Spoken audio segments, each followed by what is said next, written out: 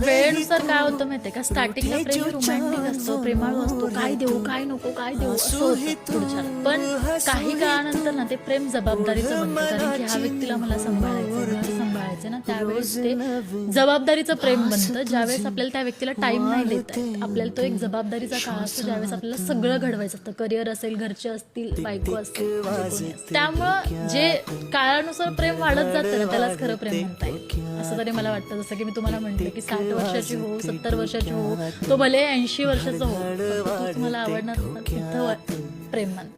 वेळेनुसार काय होतं माहितीये का, स्टार्टिंगला प्रेम रोमॅन्टिक असतो, प्रेमाळू असतो, काय देऊ काय नको काय देऊ असं होतं पुढच्याला. पण काही काळानंतर ना ते प्रेम जबाबदारीचं बनतं, कारण की ह्या व्यक्तीला मला सांभाळायचं, घर सांभाळायचं ना, त्यावेळेस ते जबाबदारीचं प्रेम बनतं. ज्यावेळेस आपल्याला त्या व्यक्तीला टाइम नाही देता येत, आपल्याला तो एक जबाबदारीचा काळ असतो, ज्यावेळेस आपल्याला सगळं घडवायचं असतं, करिअर असेल, घरचे असतील, बायको असतील, जे कोणी असेल. त्यामुळं जे काळानुसार प्रेम वाढत जातं ना, त्यालाच खरं प्रेम म्हणता येईल असं तरी मला वाटतं. जसं की मी तुम्हाला म्हटलं की 60 वर्षाची हो, 70 वर्षाची हो, तो भले 80 वर्षाचा हो, फक्त तोच मला आवडणार होता, तिथं प्रेम म्हणतात.